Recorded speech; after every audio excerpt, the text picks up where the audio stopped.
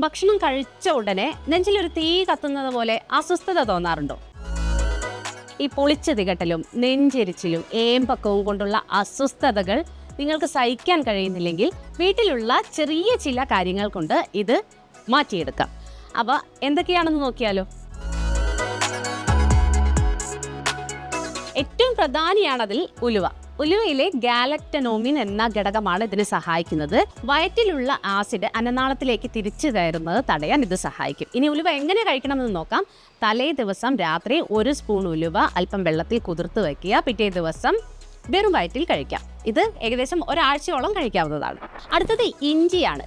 ഇഞ്ചിയിൽ നമുക്കറിയാം ജിഞ്ചറോൾ എന്ന ഘടകമാണ് ഈ പുളിച്ചു തികട്ടലും അസ്വസ്ഥതകളും ഒക്കെ മാറ്റാൻ സഹായിക്കുന്നത്. ഇനി ഇഞ്ചി എങ്ങനെ കഴിക്കണമെന്ന് വെച്ചാൽ, നിങ്ങൾക്ക് ഇഞ്ചി കഴിക്കാൻ ഇഷ്ടമാണെങ്കിൽ ഭക്ഷണത്തിന് ശേഷം ഒരു കഷ്ണം ഇഞ്ചി അപ്പാടെ തന്നെ ചവച്ചരച്ച് കഴിക്കാം. ഇനി അങ്ങനെ കഴിക്കാൻ ഇഷ്ടമില്ലാത്തവർക്ക് 1 ഗ്ലാസ് വെള്ളത്തിൽ അല്പം ഇഞ്ചി ഇട്ട് തിളപ്പിച്ച് ആ വെള്ളം കുടിക്കാം. പഴുത്ത പപ്പായ ഇഷ്ടമാണോ? നെഞ്ചരിച്ചിലും അസിഡിറ്റിയും ഒക്കെ കുറയ്ക്കാൻ പപ്പായ സഹായിക്കും. പപ്പായയിൽ അടങ്ങിയ പപ്പൈൻ എന്ന ഘടകമാണ്, അതായത് പപ്പൈൻ എന്ന എൻസൈമാണ് ഇതിനെ സഹായിക്കുന്നത്. ഭക്ഷണം കഴിച്ച ശേഷം നല്ല പഴുത്ത പപ്പായ 1 ബൗള് കഴിച്ചു നോക്കൂ. നിങ്ങളുടെ അസിഡിറ്റിയും പുളിച്ചു തികട്ടലും എല്ലാം പരിഹരിക്കാനാവും.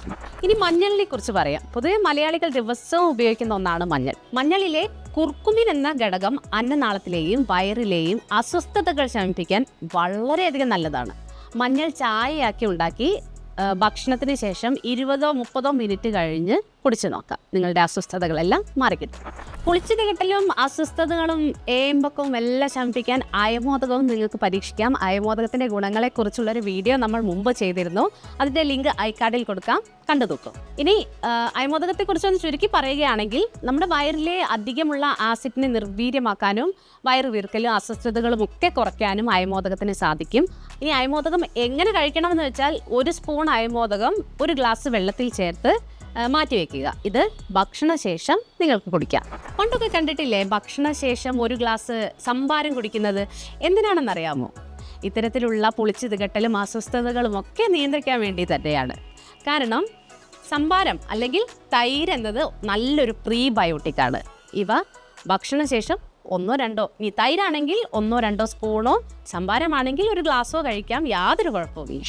ഭക്ഷണം കഴിച്ച് 20 മിനിറ്റിന് ശേഷം ഒരു വാഴപ്പഴം കഴിക്കുന്നതും ഭക്ഷണത്തിന് ശേഷം 15-20 മിനിറ്റിന് ശേഷം 1 ഗ്ലാസ് ഇളനീർ കുടിക്കുന്നതുമെല്ലാം ഇത്തരത്തിലുള്ള അസിഡിറ്റിയും വയറെരിച്ചിലും വയറ് പുകച്ചിലും എല്ലാം കുറയ്ക്കാൻ വളരെയധികം സഹായിക്കും. അപ്പോൾ എന്തായാലും ഈ കാര്യങ്ങളൊന്ന് പരീക്ഷിച്ച് നോക്കൂ.